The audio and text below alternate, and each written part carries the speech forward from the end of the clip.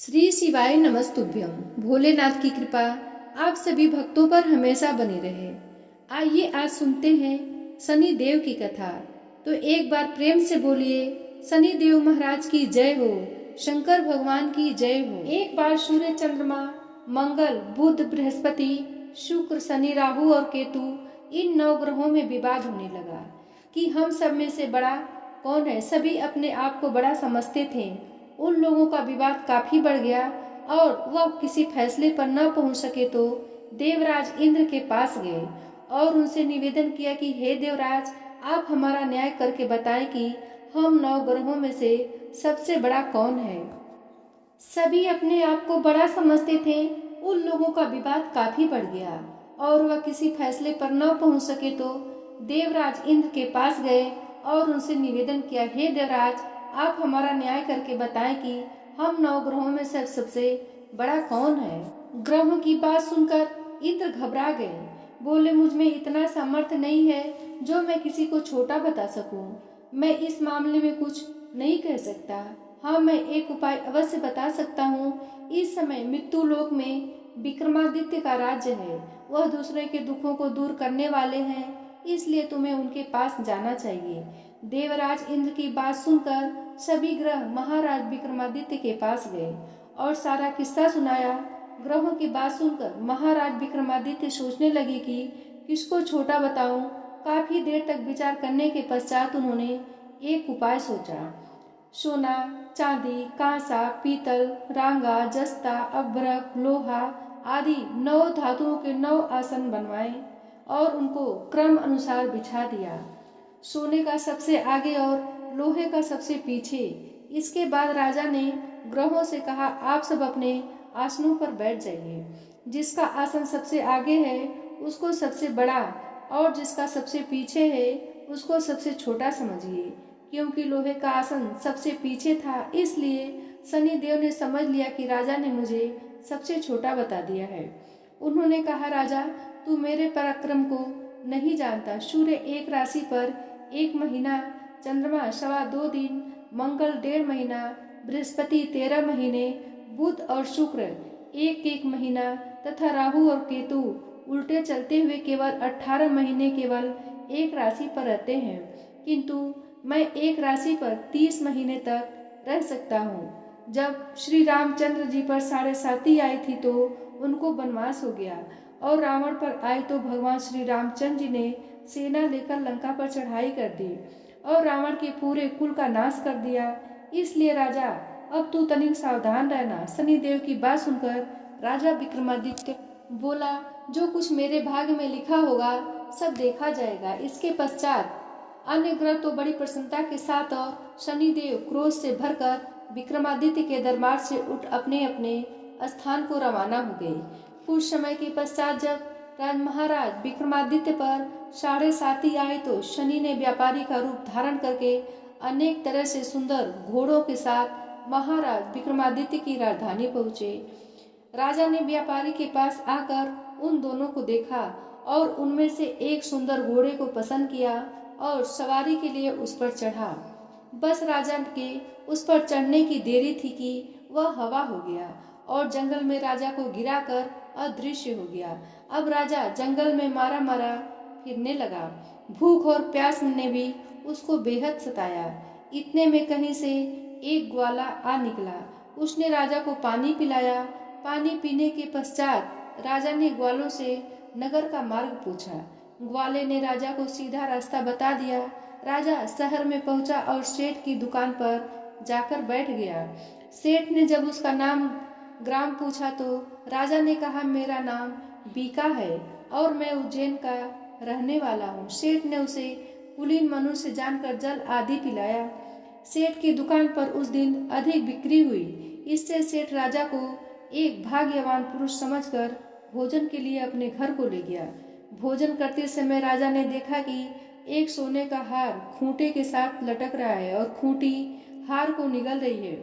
भोजन के बाद आवश्यकता पड़ने पर सेठ को हार कहीं नहीं मिला तो सबने यही कहा कि हार अवश्य ही बीका ने चुराया है। इस पर 5-7 आदमी विक्रमादित्य को पकड़कर कोतवाली के पास ले गए और कोतवाली ने उनको राजा के सामने उपस्थित कर दिया और बोले, महाराज, यह आदमी तो भला प्रतीत होता है और चोर मालूम नहीं होता, लेकिन सेठ का कहना है कि चोरी इसी ने की है, क्योंकि उसके घर में इसके अलावा बाहर का कोई आदमी नहीं आया था।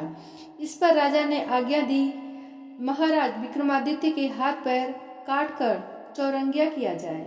राजा की आज्ञा अनुसार महाराज विक्रमादित्य के हाथ काट दिए गए। इसके पश्चात राजा की यह दशा हो गई कि किसी ने पानी उसके मुख में डाल दिया तो पानी पी लिया, और यदि किसी ने रोटी का टुकड़ा मुख में डाल दिया तो खा लिया। इस प्रकार कुछ काल व्यतीत हुआ तो एक तेली उनको अपने घर ले गया और अपने कोलू पर बैठा दिया। महाराज विक्रमादित्य कोलू पर बैठे हुए दिन भर बैल हाँकते रहते। जब राजा की बुरी दशा समाप्त हो गई और जब एक रात को वर्षा के समय वह मल्हार गा रहे थे तो उनका गाना सुनकर उस नगर के राजा की लड़की उन पर मोहित हो गई और अपनी दासी को इस बात का पता लगाने के लिए भेजा कि देखो इस समय कौन मल्हार गा रहा है। दासी ने महल में आकर राजकुमारी को सब वृत्तांत सुना दिया। राजकुमारी ने प्रण लिया कि यदि मैं विवाह करूंगी तो इस चौरंगिया के साथ ही करूंगी, और अगले दिन से राजकुमारी ने अनशन व्रत कर दिया। दासी ने रानी को सब हाल सुना दिया। रानी तुरंत ही राजकुमारी के पास पहुंची और उससे उसके दुख का कारण पूछा। राजकुमारी ने कहा, माताजी, मैंने प्रण कर लिया है कि अमुक तेली के घर में चौरंगिया है, उसी के साथ विवाह करूंगी। रानी ने चिंतित हो यह बात राजा को बताई। राजा ने भी समझाया। उसने कहा, पुत्री, मैं अभी देशांतर में अपने दूत भेजकर गुणवान तथा रूपवान राजकुमार के साथ तेरा विवाह करूंगा।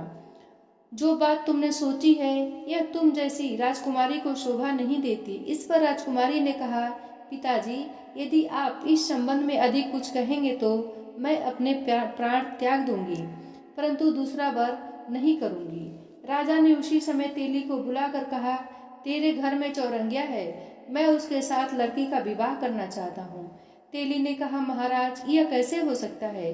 कहाँ आप हमारे राजा और कहाँ मैं नीच तेली। राजा ने कहा, भाई, भाग्य के लिखे को कौन मिटा सकता है? तुम अपने घर जाकर विवाह की तैयारी करो। अब तेली अपने घर जाकर विवाह की तैयारी करने लगा। फिर राजा ने राजकुमारी का विवाह चौरंगिया के साथ कर दिया। रात्रि के समय जब महाराज विक्रमादित्य और मन भावती महल में सोए थे तो आधी रात के समय शनि देव ने राजा विक्रमादित्य को स्वप्न में दर्शन देकर कहा, राजन, कहो तुमने मुझको छोटा बताकर कितने दुख उठाए हैं। तब महाराज विक्रमादित्य ने शनि देव से अनेक प्रकार से क्षमा याचना की। इस पर शनि देव ने प्रसन्न होकर महाराज विक्रमादित्य को हाथ पैर दोबारा दिए। विक्रमादित्य ने शनि देव से कहा, महाराज, मेरी एक प्रार्थना स्वीकार करें कि जैसा दुख आपने मुझे दिया है वैसा दुख किसी और को नहीं दीजिएगा। शनि देव ने कहा, राजन, तुम्हारी यह प्रार्थना स्वीकार करते हैं। जो मनुष्य मेरी कथा सुनेगा और चींटियों को आटा डालेगा उसके मनोरथ पूरे होंगे। इतना कहकर शनि देव अंतर्ध्यान हो गए।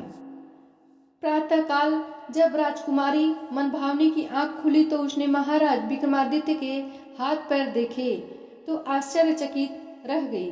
उसको चकित देखकर राजा ने अपना समस्त वृत्तांत कहा और यह भी बतलाया कि मैं विक्रमादित्य हूँ। नगर भर में प्रसन्नता की लहर दौड़ा हुआ आया और विक्रमादित्य के चरणों में गिर पड़ा। क्षमा मांगने लगा कि आप पर मैंने चोरी का झूठा दोष लगाया है, अतः अब तो आपका जी चाहे जो मुझे दंड दीजिए। राजा विक्रमादित्य ने कहा, सेठ, मुझ पर शनि देव का कोप था, इससे आपका कोई कसूर नहीं है। सेठ ने कहा, परंतु मुझको तभी शांति होगी जब आप मेरे घर चलकर प्रीति पूर्वक भोजन करेंगे। सेठ महाराज विक्रम को अपने घर ले गया और बहुत ही बढ़िया पका स्वादिष्ट भोजन सामने रखा। जब विक्रमादित्य भोजन कर रहे थे तो उन्होंने एक आश्चर्य की बात सबको दिखाई। जो खूंटी पहले हार निगल गई थी अब वह उगल रही थी। महाराज विक्रमादित्य ने कहा, जब मुझ पर शनि की दशा थी तब खूंटी ने हार निगल लिया था, अब शनि देव ने दशा समाप्त हो गई है तो यह खूंटी ने हार उगल दिया है। जब भोजन समाप्त हो गया तो सेठ ने हाथ जोड़कर कहा, मेरे यहाँ एक कन्या है, उसका पाणी ग्रहण आप करें। इसके बाद सेठ ने अपनी कन्या का विवाह विक्रमादित्य के साथ कर दिया। महाराजा विक्रमादित्य राजकुमारी मन भावनी सेठ की कन्या श्री कंवरी सहित अपने राजधानी को रवाना हो गया। नगरवासियों ने उनका स्वागत किया। राजा विक्रमादित्य ने नगर में यह घोषणा करवाई, शनिदेव सब ग्रहों में सर्वोपरि हैं। जो कोई शनिदेव की कथा पढ़ता है और सुनता है उसके सब दुख दूर हो जाते हैं। प्रेम से बोलिए शनि महाराज की जय हो।